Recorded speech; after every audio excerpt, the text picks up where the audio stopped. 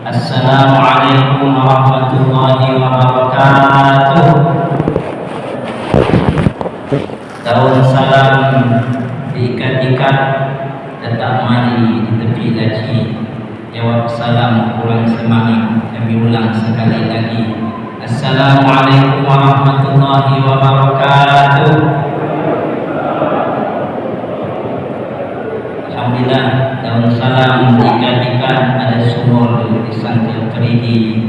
Jawab salam sudah angkat semangat, kami doakan panjang umur, murah rezeki. Alhamdulillahilladzi khalaqal mauta wal hayata liyabluwakum ayyukum ahsanu amala wa huwal azizul ghafur. Asyhadu an la ilaha illallah wahdahu la syarika lah wa asyhadu anna Muhammadan abduhu wa rasuluhu la nabiyya ba'da amma ba'd. Subhanaka la ilma lana illa ma 'allamtana innaka antal alimul hakim. Rabbi shrah li sadri wa yassir li amri wahlul 'uqdatam min lisani yafqahu qawli. Sadaqallahu.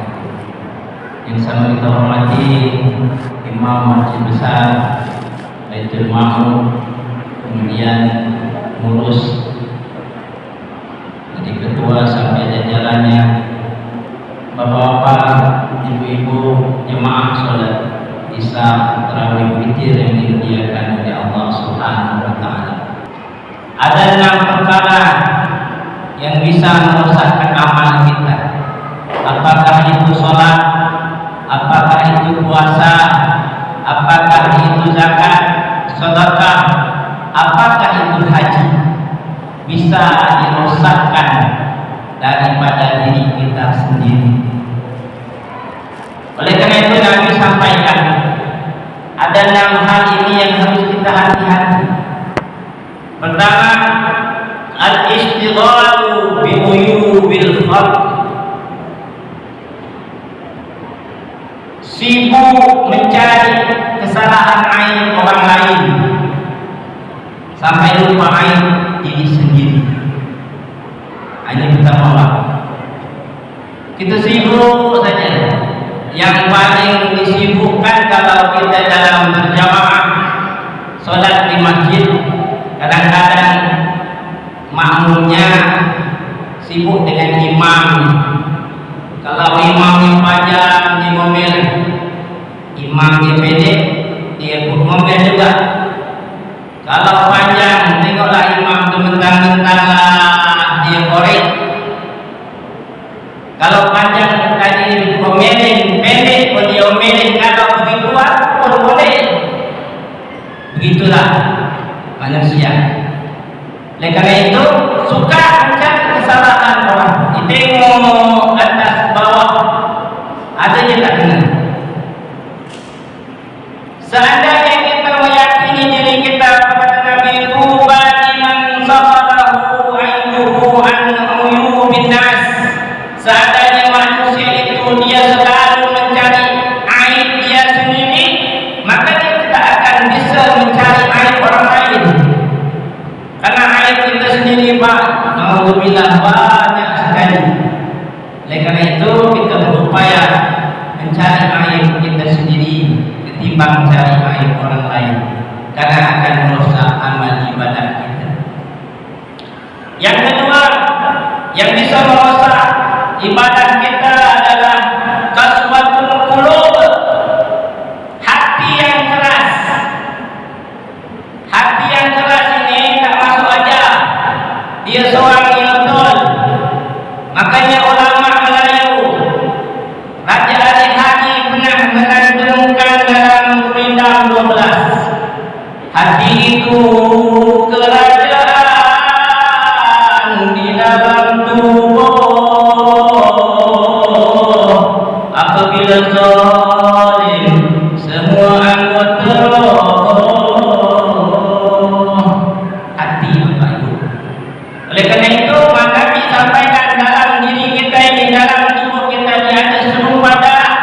Apabila darah itu baik, maka baiklah semuanya. Apabila darah itu buruk, busuk, maka busuklah tubuh ini. Itulah hati. Maka jangan sampai hati kita keras. Lembutkan hati kita dengan zikrullah,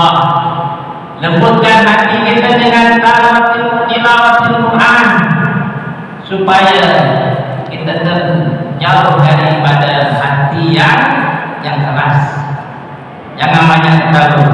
Apabila banyak terlalu mengeraskan hati. Contoh manusia yang paling keras hatinya dulu, tapi tak ada dia dapat hidayah, dengan lembut dia mengambil hidayah itu. Itulah Sayyidina Umar radhiyallahu anhu, orang yang paling keras, tapi tak ada hidayah datang kepadanya, lembut hatinya. Kemudian tidak ada yang paling ditakutkan kecuali Allah Subhanahu wa taala. Sampai iblis pun tak berani mendengar jalannya, langkahnya Sayyidina Umar radhiyallahu anhu. Yang ketiga, yang bisa merusak daripada amal ibadah kita adalah hubbud dunia, cinta kepada dunia. Bapak Ibu, kita tidak menafikan kita hidup di atas muka bumi ini, kita hidup di dunia ini sebagai landasan perantaraan untuk menuju ke suatu tempat yang berikutnya, yaitu alam barzakh dan alam akhirat. Tidak dinafikan bahwa setiap kita harus hidup di dunia ini dulu, apa untuk berbuat amal. Tapi kalau kita sudah cinta dunia, segala-galanya kadang-kadang kita membolehkan yang haram, halal haram hantam. Apabila ini kadang-kadang panggilan azan pun kita tidak sanggup mengikuti, panggilan azan pun kita tidak mampu menjawab. Panggilan azan kita masih kerja, kita cinta dengan jabatan kita, kita cinta dengan harta kita, kita cinta dengan segala-galanya. Akhirnya dunia membawa kita kecelakaan, menyesal. Kapan kita menyesal? Tak kala kita sudah dimasukkan ke dalam kubur. Rabbana absarna wa sami'na farji'na na'mal shalihan inna muqinun. Maka tak balik lagi, Pak. Kalau balik Allah tak ada dekat dengan kita, dan kata orang hantu. Yang keempat, yang bisa merosakkan amal ibadah kita adalah qillatul haya.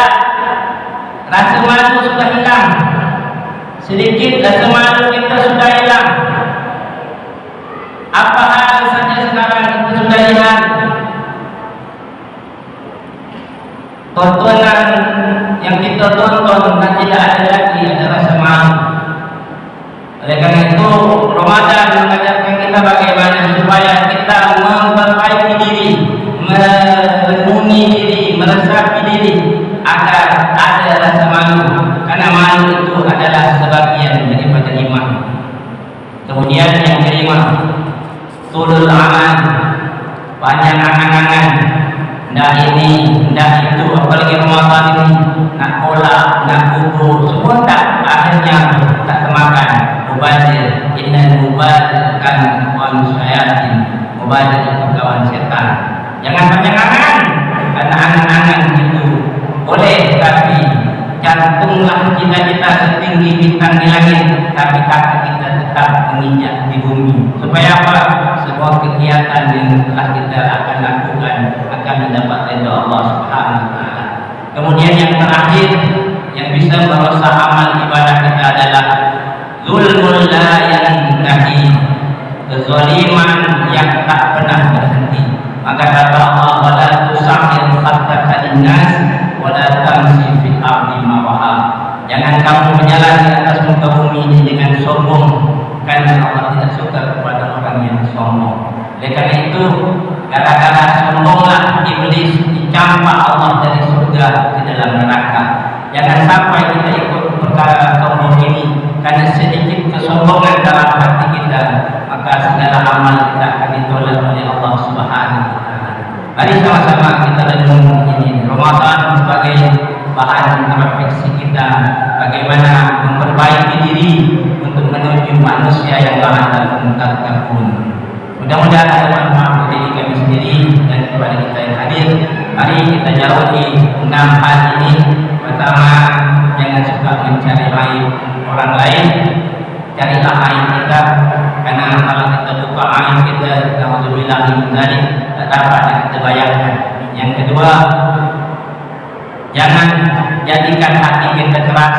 Ramadan ini sebagai hati pemenyebut, banyak tilawah Al-Quran, banyak ada zikir, ingat kepada Allah Subhanahu Wa Taala supaya hati kita terlembut. Jangan dukun dunia, karena dunia kalau kita sangat mencintainya, dia akan kita tinggalkan. Maka apabila kita tinggalkan nanti, kita akan menuju satu kampung yang kekal abadi. Susah di dunia, susah sementara. Kalau senang di akhirat, senang selama-lamanya. Susah di akhirat, susah selama-lamanya. Kemudian sedikit rasa malu. Yang keempat, banyak angan-angan dan kezaliman yang besar. Mudah-mudahan tentang sifat ini kita jauhi untuk menuju manusia yang dijadikan Allah la'allakum tattaqun. Kalau yang menjunjung tinggi sudah datang mengangkat sebab, mohon maaf kami diberi jika ada khilaf dan salah. Ihdinas siratal mustaqim. Assalamualaikum warahmatullahi wabarakatuh.